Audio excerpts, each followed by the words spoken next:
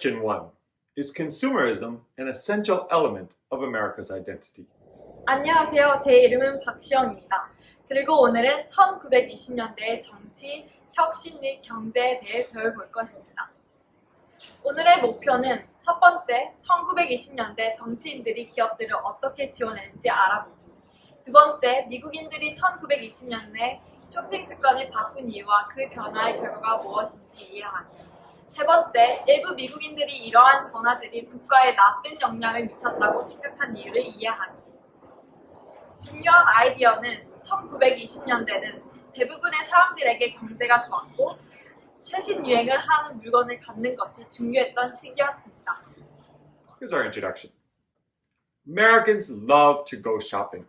We even have a holiday for shopping, Black Friday. Of course, we were not always like this. The first colonists had no stores after all. So when did we become a nation of shoppers?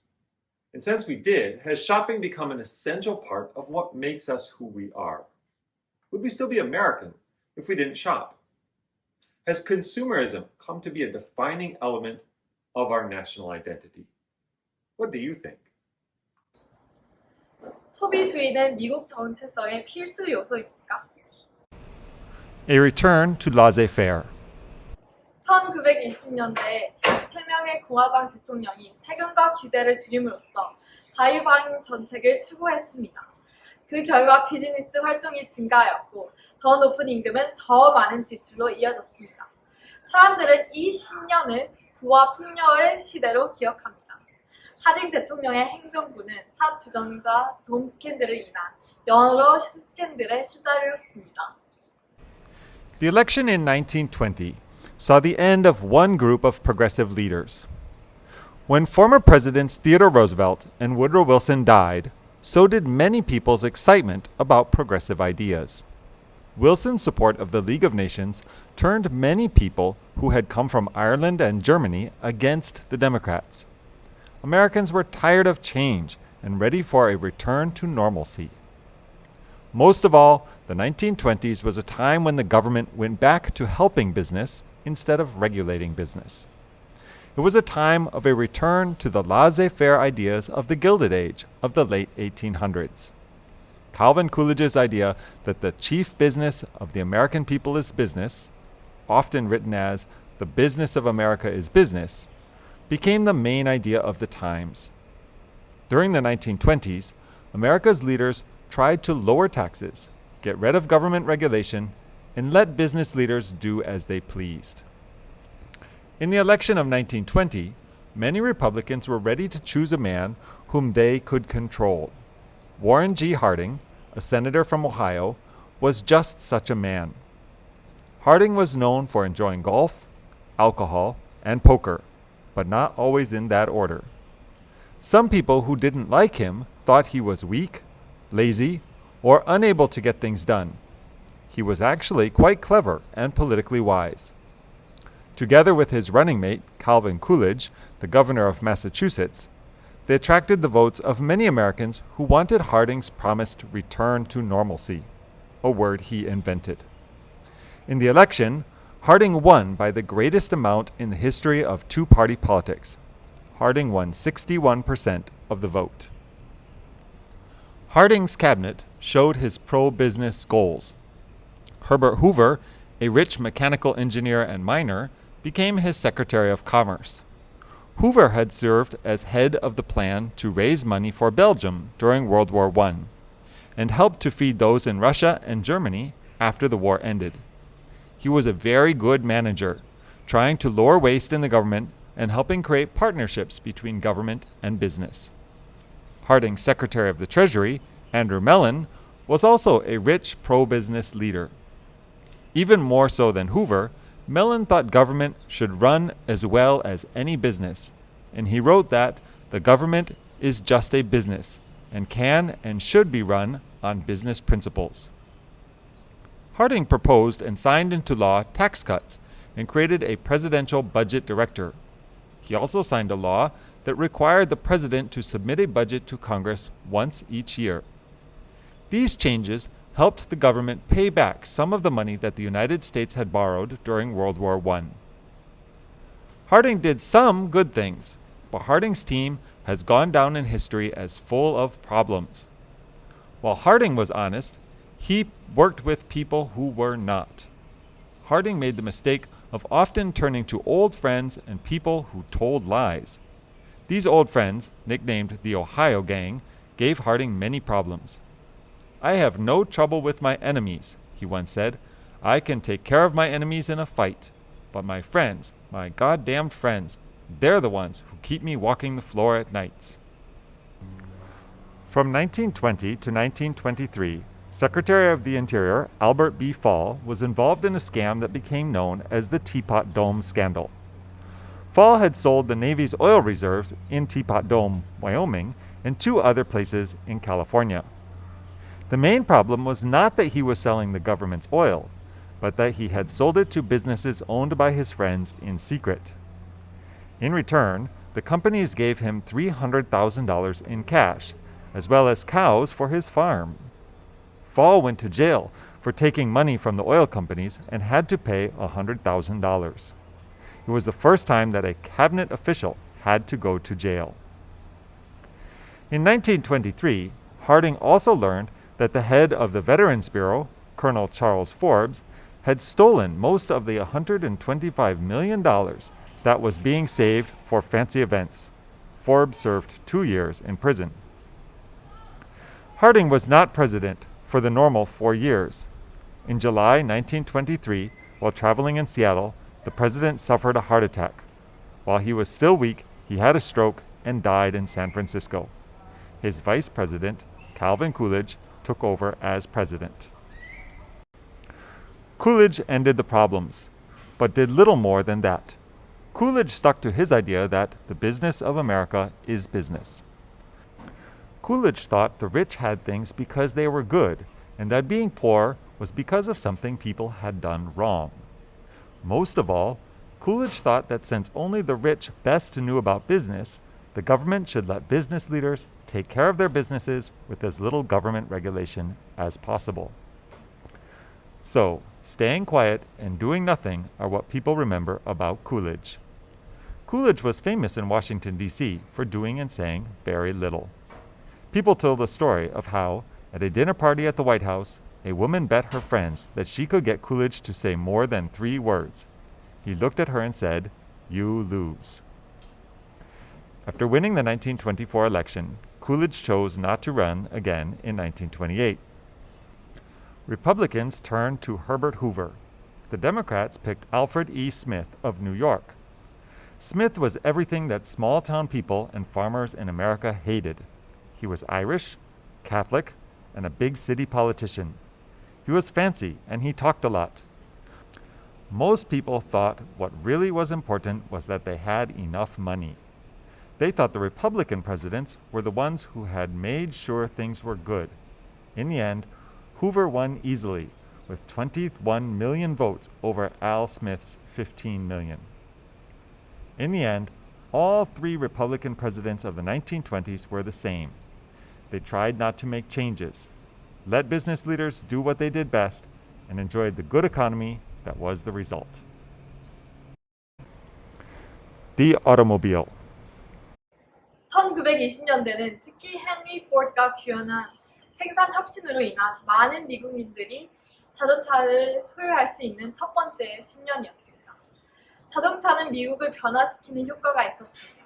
주유소, 소장도로, 모텔, 차 안에서의 키스는 모두 자동차의 존재로 인해 생겨난 새로운 것들이었습니다. An invention that changed American life in the 20th century was the car. It showed how the economy was growing in the 1920s. The idea of the car was not new in the 1920s, but Henry Ford made it more common.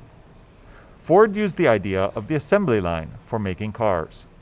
In Ford's factories, instead of training each worker how to build a whole car, he trained each worker to complete just one step.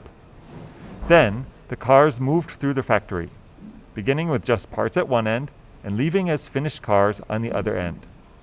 He paid his workers $5 a day when most workers were paid $2, hoping that it would help them do more work. Also, they might use their extra money to buy a new car. Ford cut options and the Model T sold for $490 in 1914, about 1/4 what a car cost 10 years before. By 1920, there were over 8 million people who had bought a car. The car changed America. Businesses like glass, steel, and rubber factories grew to keep up with car making. The oil industry in California, Oklahoma, and Texas grew as Americans' need for oil grew and the nation went from using coal to using gas as the main source of power. Local and state governments had to pay for new roads. People in the suburbs stopped using streetcars and started driving their own cars. Even the federal government became involved with the Federal Highway Act of 1921. Gas stations were built all over, and mechanics began to earn a living fixing cars when they broke down. Travelers on the road needed places to stop to sleep on long trips, so motels began to line the major long-distance roads. The car led to many changes in the way people lived in America. Important American foods such as hamburgers, French fries, milkshakes, and apple pies became a symbol for new restaurants that were built along the roads. Drivers wanted cheap, fast food, so they spent their time doing other things. But the growth of new businesses meant that some other businesses started to die away. Since Americans started to use cars, the nation's trains were used less. While Europeans spent money on mass transit, Americans spent money to build new roads, parking lots, and gas stations to support cars. The car also led to social changes too. Families were now free to travel to places they couldn't before.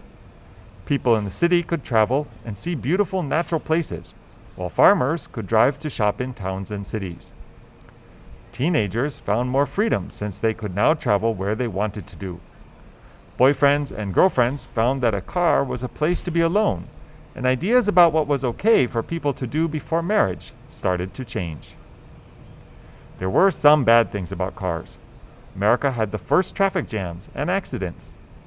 The government made people get a license before they could drive. There were bad things about cars, but America loved them. Airplanes. 비행기는 1920년대 모두에게 새로웠습니다. 가장 유명한 일화는 혈스 리버즈가 뉴욕에서 파리까지 멈추지 않고 비행한 최초의 사람이 되어 미국의 위대한 영웅이 된 것입니다. The 1920s not only saw a change in the way people traveled on land, but also big changes in air travel. By the mid-1920s, men, as well as some women, like the African-American pilot Bessie Coleman, had been flying for 20 years. Americans who had learned to fly during World War I bought the planes the Army was selling after the war and traveled around the country. They would land in an open field and sell rides to people who, having never seen an airplane before, came from miles around to see the amazing airplanes. These barnstormers, a name they were given because of the trick of flying through a barn with doors open at both ends, made the airplane familiar across America. In the 1920s, many people did not think that airplanes would ever be a way to travel. However, in 1927, Charles Lindbergh became the first person to fly alone across the Atlantic Ocean, flying from New York to Paris in 33 hours. Lindbergh's flight made him an international hero, the best-known American in the world. On his return, Americans gave him a parade through Manhattan. His flight, which he completed in the monoplane Spirit of St. Louis, was a success and showed that Americans could do great things with an airplane. After Lindbergh's flight, the small airline industry began to grow, and by the 1930s, companies like Boeing and Ford created airplanes made for passenger air travel. In 1934, the number of passengers on airplanes was just over 450,000 each year. By 1940, that number had grown to nearly 2 million. Consumerism and Credit. 이때는 평균적인 미국인들이 주식시장에서 주식을 사기 시작한 때였습니다. 일부는 주식을 사기 위해 돈을 빌리는 위험한 선택을 했습니다. 하지만 10년 동안 장사가 잘 되었기 때문에 돈을 빌린 투자자도 결국 돈을 버는 경우가 많았습니다. The 1920s was a time when many people in the middle class had enough money to buy new things to make their lives easier. Before the 1920s, only rich people were able to pay for these fancy things. Some of these things were vacuum cleaners, refrigerators, washing machines, and electric irons. Stores created advertising to get people to buy these new inventions and made people think that everyone should have them. New inventions made the lives of women easier because it was women who had to take care of housework. Before the 1920s, women spent most of their time cleaning, sewing, and taking care of their homes. By the end of the 1920s, they were able to buy clothes at stores and find food in supermarkets. The inventions of the 1920s really helped women have more free time. The stock market. Buy now, pay later was an idea that many middle-class Americans had in the 1920s. For a family with only one adult who had a job, all these new items were impossible to afford at once. However, stores wanted the people to buy everything. Department stores opened up lines of credit for those who could not pay up front, but could show that they could pay in the future. Installment plans were invented for shoppers who wanted to pay for things little by little over time. This was offered to buyers who could not afford the one-time payment, but could afford 12 easy payments. Over half of the nation's cars sold on credit by the end of the 10 years. People borrowed a lot more money in the 1920s than they had ever done before. In modern times, we are comfortable with the idea of owing money. Credit cards are a form of owing money in which we buy things with the promise of paying off our bill at a later date. But in the 1920s, this kind of shopping was new. While Americans were getting used to the idea of buying things they wanted with borrowed money, they were also beginning to be curious about the stock market. To be sure, the stock market was not new, but for the first time in the 1920s, everyday Americans started to buy stocks. As the government passed laws and cut regulation that helped big companies, their stocks did well. As 10 years slowly went by and stocks continued to rise, so did the demand for stock. Buying and selling stock was not really a problem. Today, Americans risk their savings in the stock market, knowing that prices may fall. However, the 1920s were different because Americans borrowed money to buy stock. This was called buying on margin, and meant that people borrowed cash to buy a stock, which they could later sell when the stock price goes higher. Then, they would use the money that they made to pay back the money they had borrowed. If everything worked out, they would have some extra money left over. If stock prices only rose, the system worked well, and as stocks rose and rose during the 10 years, more people bought stocks on margin. Of course, if a stock's value fell, they would have to sell the stock and pay back the loan. This would lead them to owe money. Buying on margin was a risky way to invest, and in 1929 led to trouble. The lost generation. 모든 미국인이 물건과 돈을 버는 것에 대한 이러한 새로운 변화가 좋은 것이라고 생각한 것은 아닙니다. 잃어버린 세대, lost generation로 알려진 작가들은 미국인들이 무엇이 좋고 진실인지에 대한 감각을 완전히 상실했다고 느꼈고 이러한 주제에 초점을 맞춘 소설들을 썼습니다. As old ways of life were replaced by new, some did not like how things were changing. Although anything seemed possible, it also felt like Americans were trying to forget World War I by shopping, drinking, dancing, playing, and driving their way to happiness. It seemed as if Americans were trying to lose themselves in anything shiny and new. To show this idea that what was good about America was being lost, a new group of writers appeared. Called the Lost Generation, many of these writers moved away to the city of Paris, France. The name Lost Generation first appeared in Ernest Hemingway's book, The Sun Also Rises, which is about a group of Americans in Europe during the 1920s. Hemingway said the name came from Gertrude Stein, who was his guide and helped him while he was in Paris. F. Scott Fitzgerald wrote about how people wanted and had too much in the 1920s. He and his wife Zelda lived among the rich people in New York, Paris, and on the French Riviera. The Great Gatsby, his most famous book, is about how it was bad that Americans only thought about having new, fancy things. T.S. Eliot wrote about how American life was empty in a popular poem called The Wasteland. Sinclair Lewis also did not like the middle class's way of life and wrote about it in his book, Main Street. After many successful books, Lewis was the first American writer to win a Pulitzer Prize. Some of the names related to the Lost Generation group of writers were not part of Hemingway's friends in Paris after the war, but are included because their early years or childhood happened just before or during World War I. Some of these writers are John Dos Passos, Walter Pierce, Alan Seeger, John Steinbeck, Sherwood Anderson, Aldous Huxley, Malcolm Crowley, Isadora Duncan, James Joyce, and Henry Miller. The Lost Generation was created because of World War I.